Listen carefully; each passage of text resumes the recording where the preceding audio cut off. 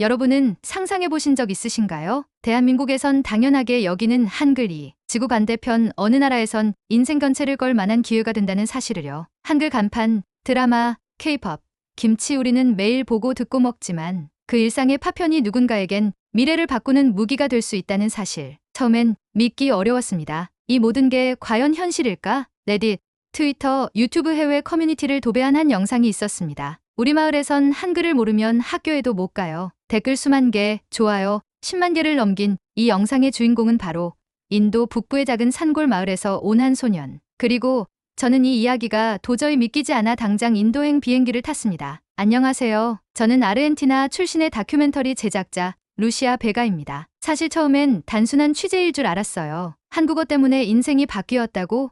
좀 오버 아닌가 하는 마음이 있었죠. 하지만 그 소년, 이름은 타룬이었습니다. 그의 눈을 마주한 순간 저는 직감했습니다. 이건 단순한 한류 이야기가 아니에요. 그 안에 가족, 마을, 생존, 그리고 희망이라는 이름의 복잡한 이야기가 얽혀 있었어요. 타룬의 마을에서는 매년 초 한국어 대표 선발 대회가 열립니다. 8살부터 13살까지의 아이들이 시험을 보고 단 한 명이 한국행 준비생으로 선택되는 제도. 선발된 아이에겐 가족의 모든 재산과 마을의 모든 기대가 쏟아집니다. 그리고 그 소녀는 말합니다. 한국어는 우리 가족의 생명이에요. 전 이걸로 모두를 살릴 거예요. 그 순간 제 손에 들려있던 카메라가 잠시 흔들릴 정도였어요. 진짜 이게 현실이라고? 그리고 그날 밤 마을 공동체 전체가 한글을 외우는 모습을 본 저는 완전히 무너졌습니다. 여러분, 생각보다 더 많은 세계가 한국을 보고 있어요. 그리고 한국어 하나로 새로운 인생을 설계하고 있습니다. 그렇다면 도대체 왜 타룬의 마을은 한글에 이토록 목숨을 걸고 있을까요? 그 안에는 과거의 실패, 그리고 타룬 가족이 겪은 한 번의 비극이 숨겨져 있었습니다. 타룬, 12살, 인도 북부 히마찰 프라데시 주해발 3,000m 고산 마을에서 태어나고 자란 아이입니다. 눈 덮인 산맥을 배경으로 고원에 드문드문 자리 잡은 초가지붕 집들. 그 중에서도 가장 끝자락, 길도 제대로 나 있지 않은 외진 집 한 채에서 타룬은 가족과 함께 살아가고 있습니다. 가족은 8명, 타룬의 부모, 조부모, 그리고 5명의 형제자매. 그중 막내인 타룬은 모두의 희망입니다. 사실 타룬은 어릴 때부터 남달랐습니다. 말수가 적고 혼자 생각에 잠기는 시간이 많았던 아이. 하지만 눈빛은 또래와 달랐습니다. 마을 사람들이 저 눈은 마치 도시에서 본 배우 눈 같다고 할 정도로 깊고 단단했습니다. 타룬은 책을 좋아했습니다. 하지만 이 마을엔 책이 거의 없습니다. 그래서 그는 누나가 폐지 줍듯 주워온 오래된 교과서 한 권. 그것도 네팔어 한국어 초급 회화집을 반복해서 읽고 또 읽었습니다. 종이가 찢어지고 모서리가 닳아도 그 책은 타룬의 유일한 친구였죠. 왜 한국어야? 그 물음에 타룬은 늘 이렇게 대답했습니다. 그냥 말이 예뻐요. BTS가 말하는 거 들으면 마음이 편해져요. 그러나 그가 정말로 한국어를 인생에 걸게 된 건 5살 때 큰형이 떠나던 날이었습니다. 가족을 위해 중동으로 일하러 간 형은 몇 년 뒤 빈손으로 돌아왔습니다. 계약 사기, 체불, 폭행. 형은 말이 없어진 사람이 되어 돌아왔고 집안은 빚더미에 앉았습니다. 그 이후 마을 어른들은 말했습니다. 이젠 사람을 파는 시대는 끝났어. 이젠 언어를 팔아야 산다. 그 말이 타룬의 인생을 바꿔놓았습니다. 마을은 매년 한국어 특화 대표를 뽑기 시작했고 올해 그 대회에서 뽑힌 아이가 바로 타룬이었습니다. 아침 5시 기상, 농사일 돕기, 6시 반부터 한국어 수업, 점심은 간단히 죽으로 해결하고 오후엔 드라마로 듣기 훈련, 밤에는 EPSTOPIK 예상 문제 풀이, 그리고 저녁마다 마을회관에서 열리는 한글 암송 대회에 참석. 타룬은 한 번도 싫은 내색을 하지 않았습니다. 그저 조용히 묵묵히 자기 자리에 앉아 있었습니다. 그 모습에 아버지 비슈누 씨는 이렇게 말합니다. 얘는 말을 안 해서 그렇지 속이 아주 강한 아이예요. 한번 마음먹으면 끝까지 해요. 타룬은 BTS의 지민을 가장 좋아합니다.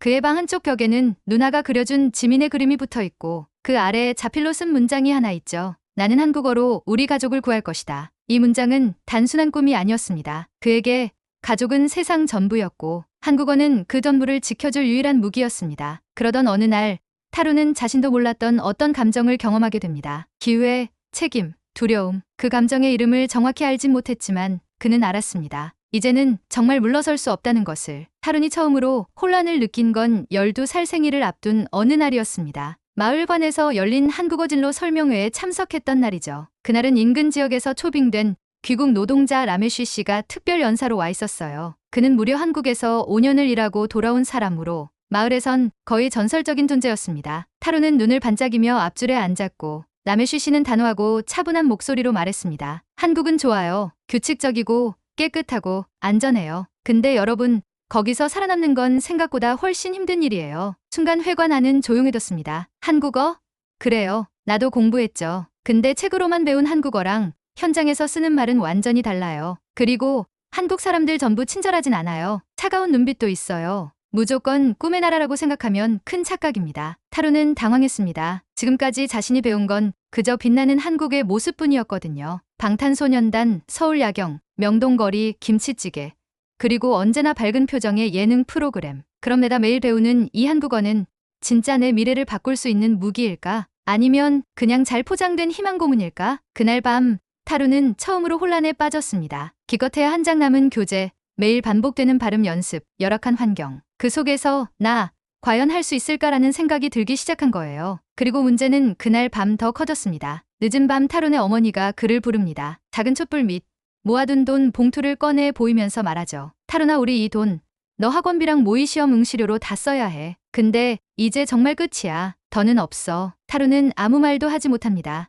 12살 아이가 감당하기엔 너무 무거운 말. 그 순간 그는 또 하나의 질문을 스스로에게 던지게 됩니다. 나는 단지 한 명의 아이일 뿐인데 왜 이렇게 많은 걸 짊어지고 있는 걸까? 그 질문은 그의 마음속에 처음으로 깊은 균열을 만들었습니다. 그동안은 내가 잘하면 된다, 열심히만 하면 된다는 단순한 신념이 있었어요. 하지만 지금 그는 혹시 이 모든 게 잘못된 선택이면 어떡하지? 라는 두려움에 흔들리기 시작합니다. 그날 밤 타루는 책상에 앉아 한국어 교재를 펼쳤습니다. 그리고 처음으로 한 페이지를 넘기지 못한 채 책을 덮었습니다. 심장이 무겁게 뛰었습니다. 이건 단순한 공부가 아니었어요. 이건 가족의 생계, 마을의 미래, 그리고 자신이 지고 있는 희망이라는 이름의 압박이었습니다. 다음날 타룬은 평소보다 늦게 일어났습니다. 수업 시간에도 집중하지 못했고 선생님이 타룬 무슨 일 있니? 라고 물어보자 그는 조용히 고개를 저을 뿐이었죠. 처음으로 타룬은 한국어를 배운다는 것 자체가 두려워졌습니다. 이게 정말 나를 살릴까? 아니면 나를 무너뜨릴까? 이제부터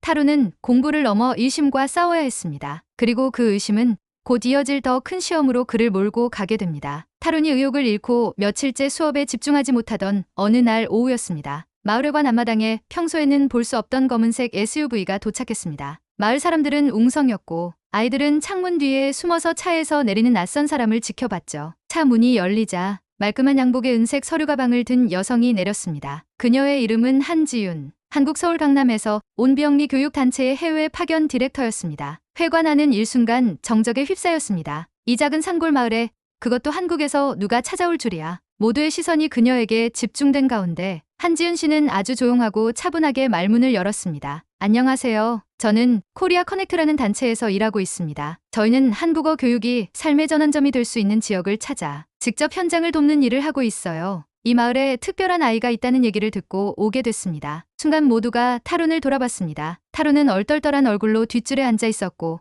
얼굴이 붉어졌습니다. 자신이 특별한 아이라는 말을 들은 건 처음이었거든요. 그는 늘 마을의 기회이자 도구로 여겨졌지 특별한 존재로 불린 적은 없었습니다. 한지윤 씨는 타룬을 조심스럽게 불러냈습니다. 그리고 작은 목소리로 말했죠. 내가 잔악 없이 한국 드라마 이해한 그 아이 맞니? 타룬은 조용히 고개를 끄덕였습니다. 그녀는 웃으며 작은 파일을 꺼내더니 그에게 제안했습니다. 우리 단체에서 운영하는 온라인 교육 플랫폼에 내가 시범 학생으로 참여해줬으면 해. 장비도 지원하고 서울의 선생님들이 직접 너한테 수업해줄 거야. 그리고 6개월 뒤 서울 본사에 초청도 검토 중이야. 내가 잘한다면 실제로 한국에 초대될 수도 있어. 마을 사람들의 입이 떡 벌어졌습니다. 서울 초대, 그건 이 마을 역사상 없었던 일이었습니다. 하지만 그 순간 가장 당황한 건 타룬이었습니다. 그에게 서울은 꿈이 아닌 책 속의 단어였고 지금 당장은 의심과 혼란 속에 빠져 있었기 때문입니다. 제가요, 자격이 있을까요? 그의 작은 질문에 한지윤 씨는 단호하게 대답했습니다. 이미 충분히 있어. 넌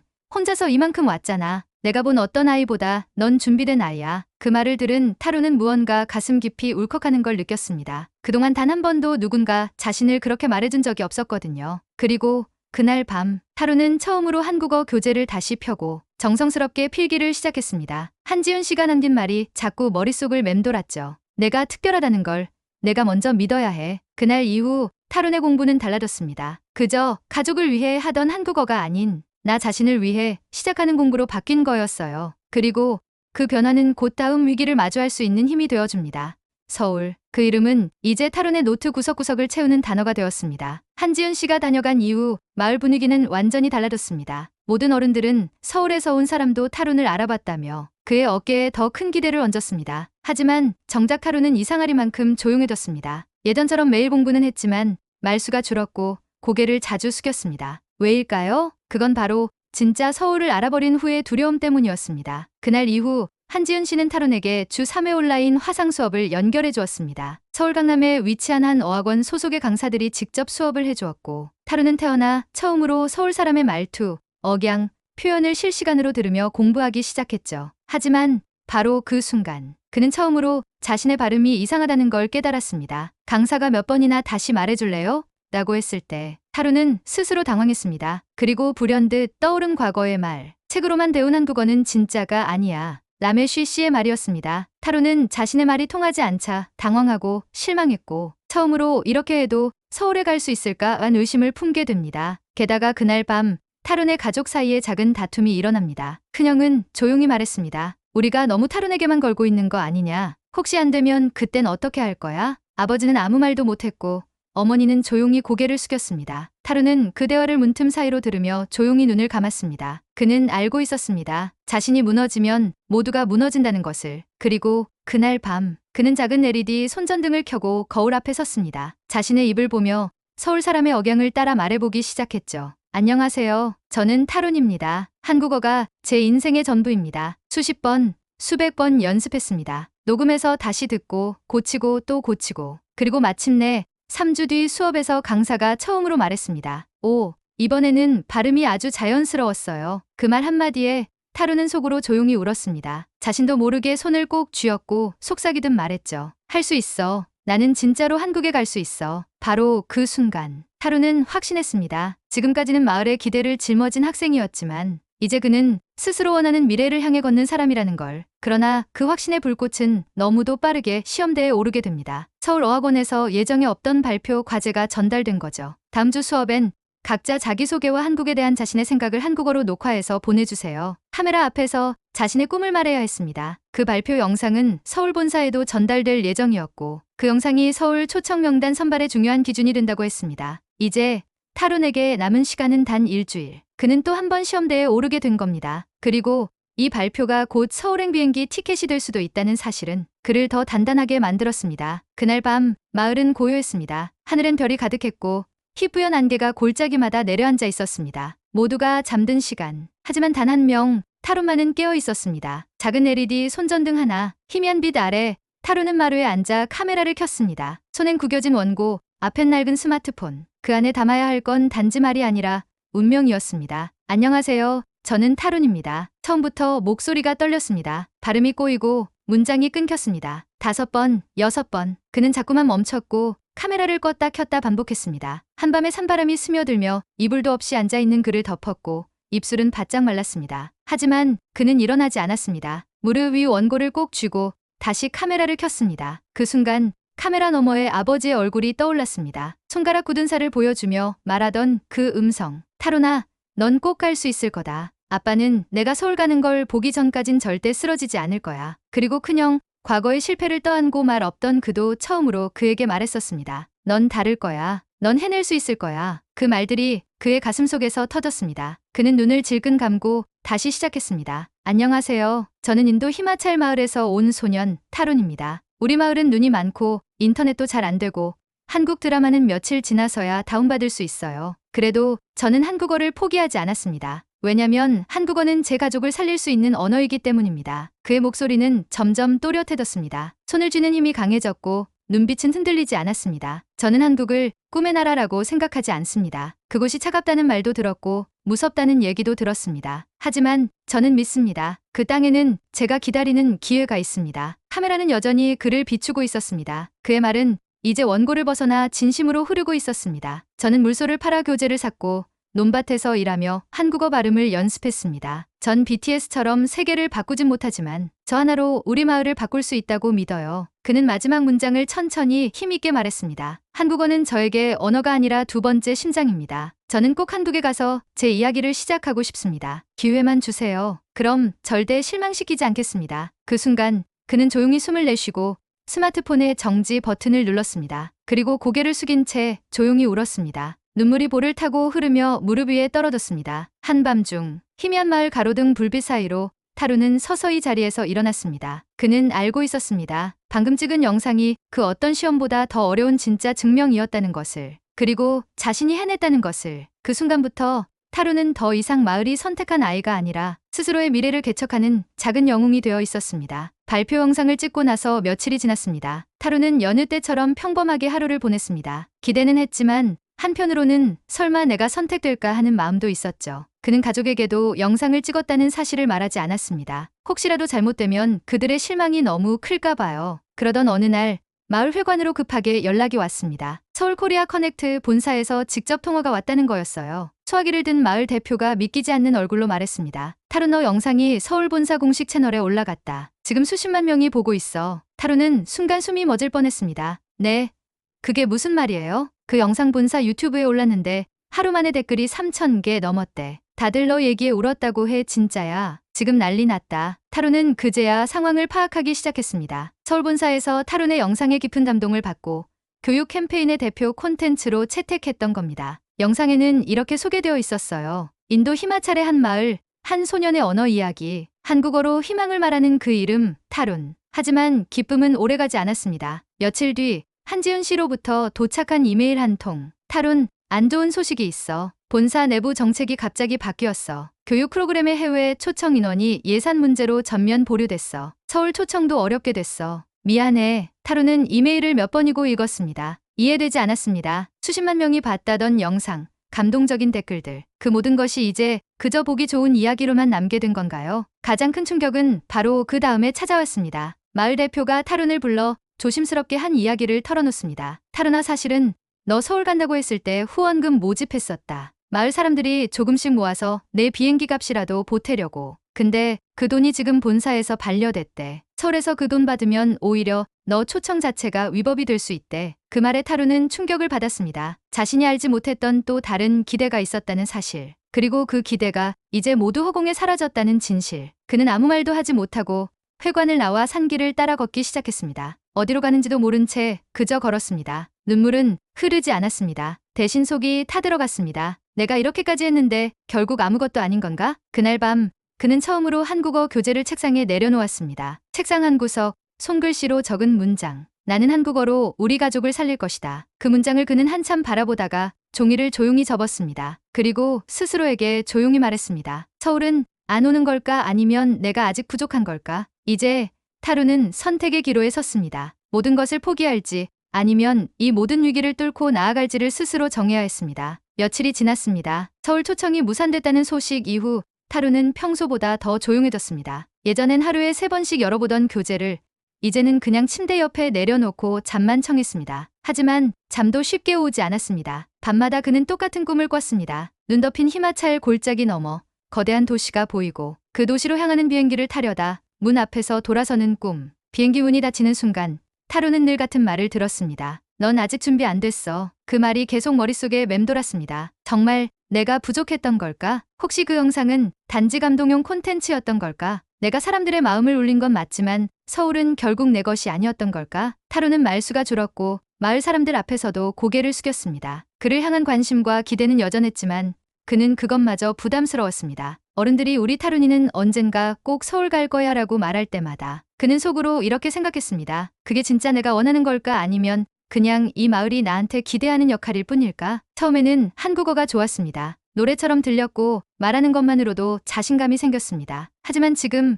그 언어는 때때로 거대한 벽처럼 느껴졌습니다. 특히 서울의 발음과 억양, 강남학원 강사들과 영상통화를 할 때마다 타루는 자신이 이방인이라는 걸 더 절실하게 느꼈습니다. 발음 하나하나, 억양 하나하나가 너무도 멀게 느껴졌습니다. 그리고 결국 그는 스스로에게 가장 고통스러운 질문을 던지게 됩니다. 나는 정말 서울에 가고 싶은 걸까? 아니면 단지 가족이 원하고 마을이 기대하니까 억지로 그렇게 믿어온 걸까? 그는 처음으로 노트를 펼치지 않았습니다. 처음으로 하루 종일 한국어 한마디를 입 밖에 꺼내지 않았습니다. 처음으로 자신을 마을회관 수업에서 빠지게 했습니다. 그날 밤 아버지가 조용히 들어와 물었습니다. 타루나, 무슨 일 있니? 서울에서 뭔 일 있었니? 타루는 아무 말도 하지 못했습니다. 그저 고개를 떨군 채 목소리 없이 고개를 끄덕였습니다. 아버지는 한참을 말없이 앉아 있다가 조용히 등을 토닥이며 말했습니다. 서울이 아니더라도 아빠는 너를 믿는다. 서울이 전부는 아니야. 넌 이미 우리 가족의 자랑이야. 그 말에 타루는 조용히 눈을 감았습니다. 그리고 깨달았습니다. 이제 그가 선택해야 할 건 서울에 가느냐 마느냐가 아니라 어떤 마음으로 이 길을 계속할 것인가였다는 것을. 서울은 여전히 멀지만 그 마음의 무게는 점점 가까워지고 있었습니다. 그날도 마을 하늘은 맑고 고요했습니다. 하지만 타룬의 마음엔 구름이 가득했죠. 타룬아, 요즘 왜 그렇게 말이 없어졌니? 어머니의 물음에 그는 대답 대신 고개만 끄덕였습니다. 눈앞에 펼쳐지는 히말라야의 설산도, 매일 들여다보던 한국어 노트도 그의 가슴속을 더는 뛰게 만들지 못했습니다. 이대로 괜찮을까? 바로 그 순간 타룬의 마음속 어딘가에서 균열이 시작됐습니다. 서울, 그 단어는 그저 꿈의 이름이 아니었습니다. 이제는 책임이자 짐이 되어 버린 단어. 타룬은 그 무게를 혼자 감당하고 있었습니다. 그날 저녁 마을에서는 작은 축하 모임이 열렸습니다. 한 달 전 타룬이 찍은 영상이 서울 본사에 도착한 것을 축하하는 자리였죠. 하지만 정작 그 자리에 앉은 타룬은 기뻐 보이지 않았습니다. 사람들은 말했습니다. 우리 타룬이 이젠 서울 가는 일만 남았지. 강남에 간다고? 그럼 진짜 TV에서 보겠네. 그 말들 사이에서 타룬은 조용히 숟가락을 내려놓았습니다. 그는 마치 내가 없는 이야기를 듣는 기분이었습니다. 사람들의 기대는 그의 심장을 조여왔고 그 안에 타룬 자신은 점점 작아져만 갔습니다. 이건 내가 선택한 길이 맞을까? 내가 정말 원하는 게 맞을까? 그리고 그날 밤 타룬은 오랜만에 혼잣말을 했습니다. 왜 아무도 내 진심은 물어보지 않을까? 왜 다들 내가 당연히 괜찮다고만 생각할까? 그 말이 입 밖으로 나오는 순간 타룬은 자신도 몰랐던 감정을 마주하게 됩니다. 지치고 혼란스럽고 외로운 마음. 그건 단순한 피곤이 아니었습니다. 그건 이제껏 쌓아왔던 무언가가 무너지고 있다는 신호였습니다. 그리고 바로 그날 타룬의 노트 첫 장에 써있던 문장 한 줄이 언뜻 희미하게 느껴졌습니다. 나는 한국어로 우리 가족을 구할 것이다. 그 문장이 처음으로 그를 위로해주지 못했습니다. 타룬, 서울에서 또 연락이 왔단다. 마을 이장이 헐레벌떡 회관으로 달려온 건 이른 아침이었습니다. 사람들이 다시 웅성이기 시작했죠. 하지만 타룬은 반가움보다 두려움이 앞섰습니다. 설마 또 무슨 일이지?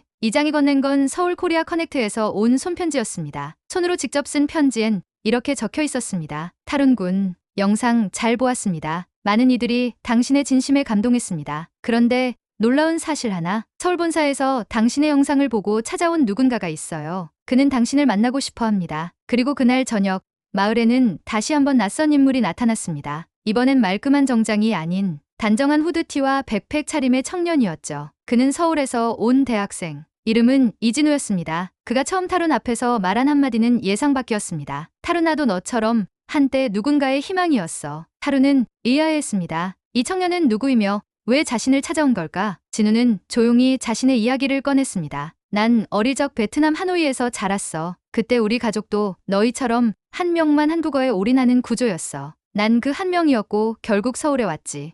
근데 그는 말을 멈췄습니다. 그리고 천천히 이어갔죠. 막상 서울에 와서 보니까 내가 생각한 서울은 없더라고. 사람들은 바쁘고 말은 너무 빠르고 외로웠어. 가끔은 내가 왜 여기로 왔는지도 헷갈렸지. 타루는 진우의 말을 들으며 묘한 감정을 느꼈습니다. 그의 이야기는 마치 미래의 자기 모습을 보는 것 같았거든요. 진우는 다시 말했습니다. 근데 말이야, 나중에 알았어. 그 모든 고통 속에서도 내가 여기에 온 이유가 필요했단 걸. 그 이유가 없으면 서울은 너무 차가우니까. 그리고 진우는 타룬에게 작은 상자를 건넸습니다. 그 안엔 한국어 단어장, 직접 손글씨로 만든 문법 정리, 그리고 서울 생활의 경험을 정리한 작은 일기장까지 들어있었습니다. 이건 내가 처음 서울 왔을 때 쓰던 거야. 혹시 너도 가게 된다면 도움이 될까 싶어서. 타루는 그 상자를 꼭 껴안았습니다. 그 안엔 단순한 도구가 아니라 자신보다 앞서 같은 길을 걸은 한 사람의 진심이 담겨 있었습니다. 그날 밤 타루는 처음으로 자신의 마음속을 정리했습니다. 서울은 어쩌면 여전히 멀고 낯선 곳이지만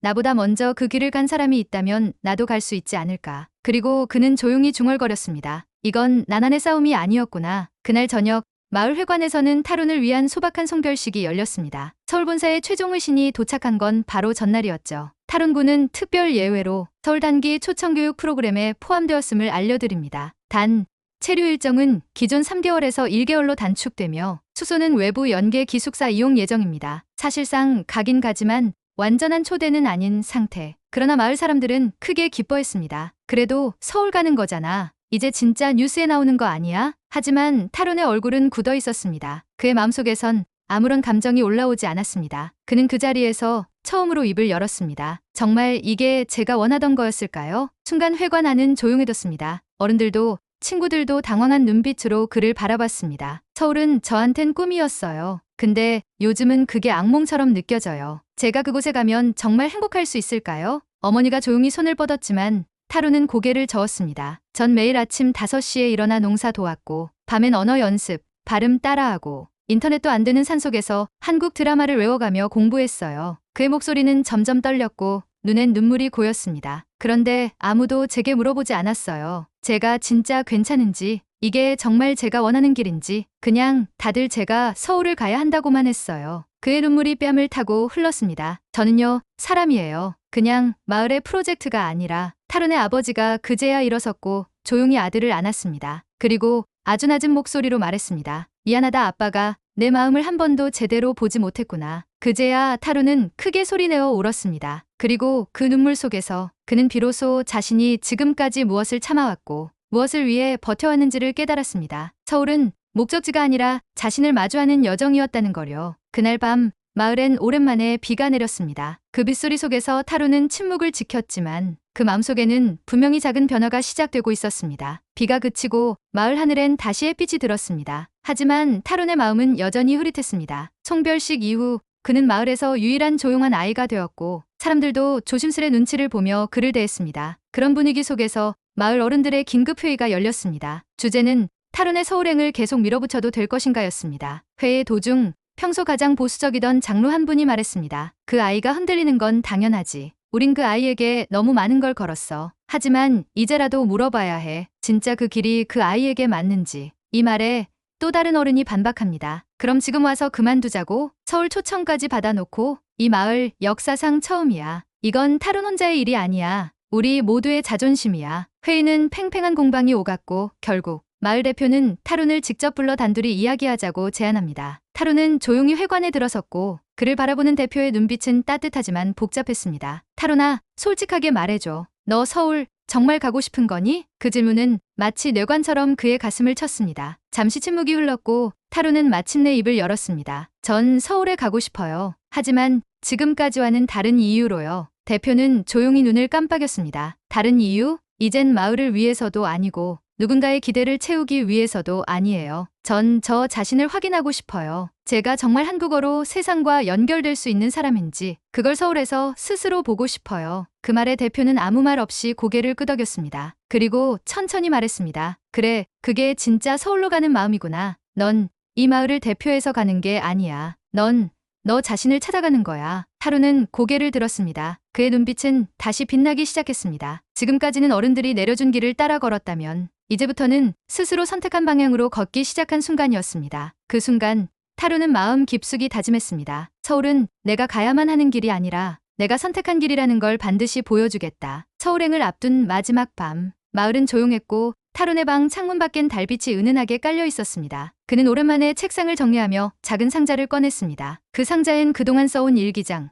시험지, 어휘 노트, 그리고 타룬이 어릴 적 처음 적은 한국어 낱말 카드 몇 장이 들어 있었습니다. 사랑, 희망, 도전, 서울. 그 단어들을 손끝으로 어루만지던 타룬은 조용히 속삭였습니다. 나는 정말 이걸 사랑했구나. 그 순간 지난 시간이 파노라마처럼 펼쳐졌습니다. 아버지와 함께 논밭에서 일하며 단어를 외우던 날, 빗소리를 들으며 듣기 시험을 연습하던 밤, 서울 사람의 억양을 따라하며 울컥했던 순간들, 그리고 그 모든 과정 속에서 한 번도 자신이 억지로 이 길을 걷고 있다는 생각을 하지 않았다는 사실을 그는 이제야 깨달았습니다. 난 누군가의 명령을 따른 게 아니었어. 그저 스스로 이 길이 맞다고 믿었기에 계속해왔던 거야. 그 깨달음은 너무나 깊고 조용히 타오르는 따뜻한 불꽃 같았습니다. 그리고 또 하나, 그는 처음으로 서울에 가지 않아도 나는 충분히 의미 있는 존재라는 감정도 받아들일 수 있게 되었습니다. 나는 이미 많은 걸 해냈고 지금의 나는 더 이상 결과로 존재하는 사람이 아니라 과정을 살아낸 사람이다. 그 생각에 이르자 타룬의 표정은 달라졌습니다. 불안 대신 평온이, 두려움 대신 용기가 조용히 그의 가슴을 채워갔습니다. 그는 다시 일어나 작은 종이에 한 문장을 썼습니다. 한국어는 내게 길을 준 언어가 아니라 내가 길을 만든 언어였다. 그리고 그 종이를 책상 위에 올려놓고 가방을 조심스럽게 정리하기 시작했습니다. 내일이면 그는 서울로 떠납니다. 하지만 오늘 밤 그는 마침내 자신을 다시 만났습니다. 서울행 비행기가 그를 얼마나 멀리 데려가느냐보다 그가 자신 안에서 얼마나 깊이 들어갔느냐가 진짜 여정이었습니다. 이제 그는 더 이상 흔들리지 않을 것입니다. 그는 타룬 그 자체로 이미 길을 만들어 온 아이였습니다. 인도에서 서울까지 비행시간은 10시간. 하지만 타룬에게 그 시간은 10년 같았습니다. 비행기 창문 밖으로 보이던 한복당은 그에게 낯설지만 이상하리만큼 익숙했습니다. 어서 오세요. 입국장에서 들려온 첫 한국어 인사. 그 말 한마디에 타룬은 자신도 모르게 눈을 감았습니다. 정말 여기까지 왔구나. 서울은 생각보다 더 분주했고 냉정했고 그리고 빠르게 돌아갔습니다. 하지만 그 안에서도 타룬은 단 한 번도 주눅 들지 않았습니다. 그는 매일 새벽 6시에 일어나 기숙사 근처 공원을 돌며 발음 연습을 했고 낮엔 강남 학원에서 집중 수업을 듣고 저녁엔 본사 회의실 한쪽을 빌려 혼자 발표 연습을 했습니다. 그리고 마침내 타룬이 서울에서 공식적으로 자신의 이야기를 발표하는 날, 코리아 커넥트 본사 공개 강연회, 수십 명의 청중 앞.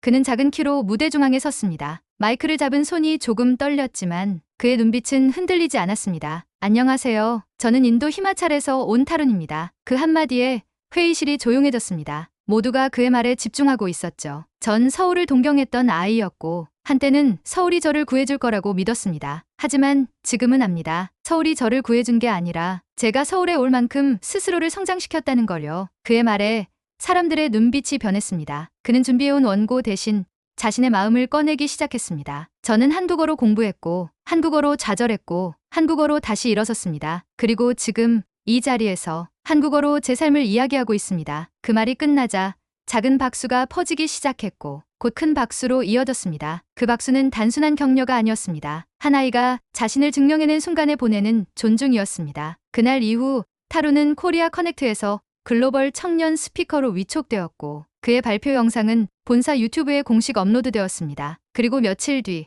고향 마을에서도 인터넷 속도가 늦어 몇 번 끊기긴 했지만 그 영상을 아이들과 어른들이 함께 보았습니다. 그 화면 속에서 타룬은 이렇게 말하고 있었습니다. 저는 서울에 온 것이 아닙니다. 저는 제 이야기에 도착한 것입니다. 그 말에 마을 회관엔 조용한 눈물이 번졌습니다. 타룬은 이제 단지 서울에 온 소년이 아니라 자신의 삶을 언어로 증명한 사람이 되어 있었습니다. 서울에서의 한 달이 끝나갈 무렵 타룬은 다시 비행기를 타고 인도로 돌아갈 준비를 했습니다. 이번엔 출국장이 아닌 귀국장이었습니다. 하지만 그는 이번에 이전과는 전혀 다른 눈빛을 하고 있었죠. 공항에서 마지막으로 코리아 커넥트의 한지은 디렉터가 그에게 물었습니다. 타룬, 서울에서 얻은 가장 큰 선물이 뭐라고 생각해? 그는 잠시 생각한 뒤 이렇게 말했습니다. 제가 누군가가 되어야 한다는 부담에서 있는 그대로의 나도 괜찮다는 믿음으로 바뀌게 된 거요. 그는 이제 더 이상 서울에 가야만 의미 있는 사람이 아니라 어디서든 자기 삶을 이야기할 수 있는 사람이 되어 있었습니다. 그리고 고향에 돌아온 타룬은 자신의 방에 이렇게 적힌 문장을 붙였습니다. 언어는 도구가 아니다. 마음을 잇는 달이다. 그는 매주 토요일마다 마을 아이들과 한국어 공부를 하며